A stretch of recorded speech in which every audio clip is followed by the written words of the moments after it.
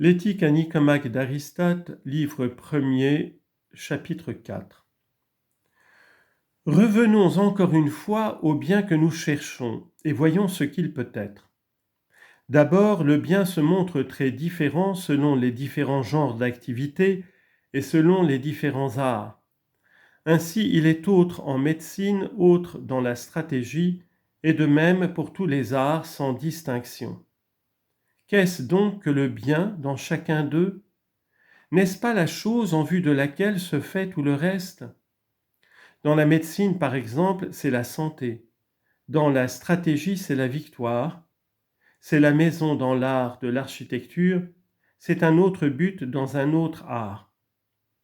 Mais dans toute action, dans toute décision réfléchie, le bien est la fin même qu'on poursuit.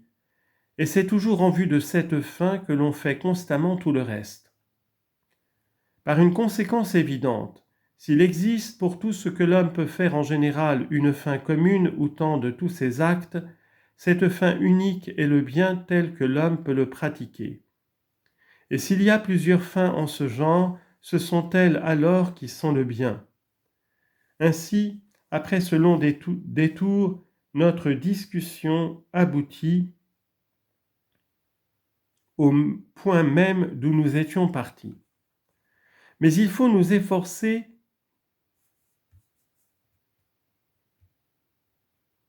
d'éclaircir ceci encore davantage.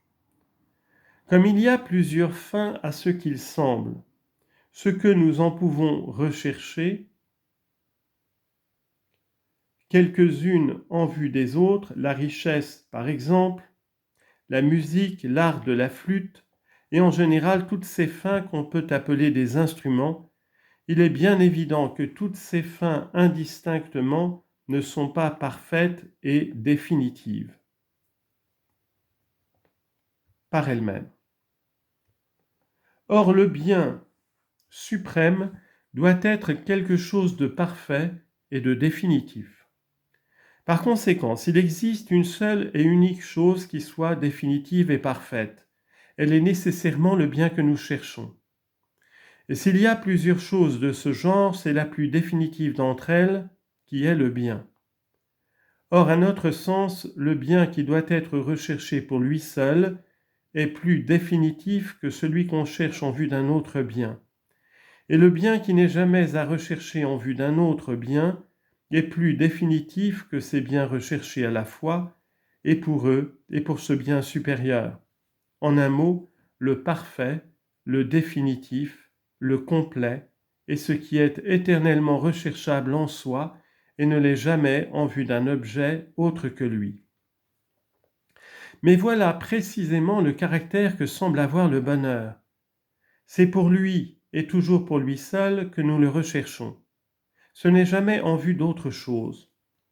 Au contraire, quand nous poursuivons les honneurs, le plaisir, la science, la vertu, sous quelque forme que ce soit, nous désirons bien sans doute tous ces avantages pour eux-mêmes, puisqu'indépendamment de toute autre conséquence, nous désirerions certainement chacun d'eux. Mais cependant, nous les désirons aussi en vue du bonheur, parce que nous croyons que tous ces avantages divers nous le peuvent assurer, tandis que personne ne peut désirer le bonheur, ni en vue de ces avantages, ni d'une manière générale en vue de quoi que ce soit autre que lui.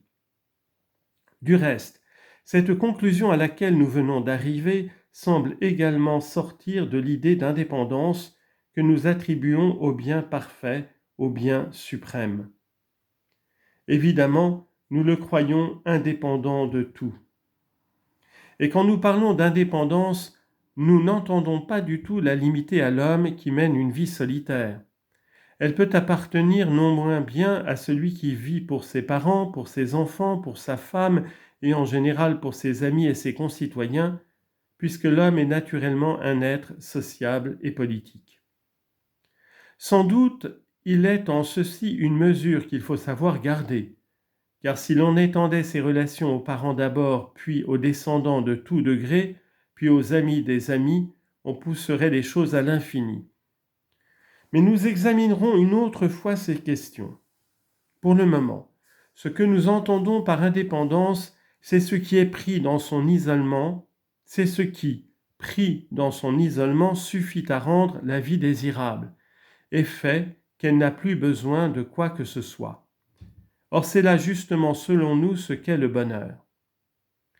Disons en outre que le bonheur, pour être la plus désirable des choses, n'a pas besoin de faire nombre avec quoi que ce soit. Si l'on devait y ajouter une chose quelconque, il est clair qu'il suffirait de l'addition du plus petit des biens pour le rendre encore plus désirable. Car alors ce qu'on y ajoute fait une somme de biens supérieure et incomparable, puisqu'un bien plus grand est toujours plus désirable qu'un moindre bien. Ainsi donc, le bonheur est certainement quelque chose qui est définitif, parfait, et qui se suffit à soi-même, puisqu'il est la fin de tous les actes possibles à l'homme. Mais peut-être, tout en convenant avec nous que le bonheur est sans contredit le plus grand des biens, le bien suprême, peut-on désirer encore d'en connaître plus clairement la nature?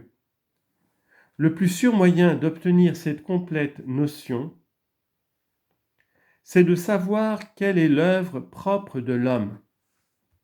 Ainsi, de même que pour le musicien, pour le statuaire, pour tout artiste et en général pour tous ceux qui produisent quelque œuvre et qui agissent d'une façon quelconque, le bien et la perfection se semblent, sont dans l'œuvre spéciale qu'ils accomplissent. De même, à ce qu'il paraît, l'homme doit trouver le bien dans son œuvre propre, si toutefois il est une œuvre spéciale que l'homme doive accomplir. Mais est-ce que par hasard, quand le maçon, le tourneur, etc., ont une œuvre spéciale et des actes propres, l'homme seul n'en aurait pas? Serait-il condamné par la nature à l'inaction? Ou plutôt, de même que l'œil, que la main, que le pied et en général que chaque partie du corps remplit évidemment une fonction spéciale, de même n'est-il pas à croire que l'homme, indépendamment de toutes ses fonctions diverses, a encore la sienne propre? Mais quelle peut être cette fonction caractéristique? Vivre est une fonction commune que l'homme partage même avec les plantes, et l'on ne cherche ici que ce qui lui est exclusivement spécial. Il faut donc mettre hors de ligne la vie de nutrition et de développement. À la suite vient la vie de sensibilité, mais dans cette vie à son tour se montre également commune à d'autres êtres, au cheval, au bœuf et en général à tout animal aussi bien qu'à l'homme. Reste donc la vie active de l'être doué de raison. Mais l'on peut en outre distinguer dans cet être la partie qui ne fait qu'obéir à la raison et la partie qui possède directement la raison et s'en sert pour penser. De plus, comme cette faculté même de la raison peut se comprendre encore en un double sens, il faut déterminer qu'il s'agit surtout de la faculté en acte parce que c'est elle qui paraît mériter plus particulièrement le nom qu'elle porte toutes deux. Ainsi, la fonction propre de l'homme serait l'acte de l'âme conforme à la raison, ou du moins l'acte de l'âme qui ne peut s'accomplir sans la raison. D'ailleurs, quand nous disons que telle fonction est génériquement celle de tel être, nous entendons qu'elle est aussi la fonction de cet être bien développé, de même que l'œuvre du musicien se confond également avec l'œuvre du bon musicien, et de même dans tous les cas sans exception. On ajoute toujours à l'idée simple de l'œuvre l'idée de la perfection supérieure à laquelle cette œuvre peut être portée. Et par exemple, l'œuvre du musicien étant de faire de la musique, l'œuvre du bon musicien sera d'en faire de bonnes. Si tout ceci est vrai, nous pouvons admettre que l'œuvre propre de l'homme en général est une vie d'un certain genre, et que cette vie particulière est l'activité de l'âme et une continuité d'action que la raison accompagne. Nous pouvons admettre que dans l'homme bien développé, toutes ces fonctions s'accomplissent bien et régulièrement. Mais le bien, la perfection pour chaque chose varie suivant la vertu spéciale de cette chose. Par suite, le bien propre de l'homme est l'activité de l'âme dirigée par la vertu. Et s'il y a plusieurs vertus, dirigées par la plus haute et la plus parfaite de toutes. Ajoutez encore que ces conditions doivent être remplies durant une vie entière et complète, car une seule hirondelle ne fait pas le printemps, non plus qu'un seul beau jour, et l'on ne peut pas dire davantage qu'un seul jour de bonheur, ni même que quelque temps de bonheur suffisent pour faire un homme heureux et fortuné.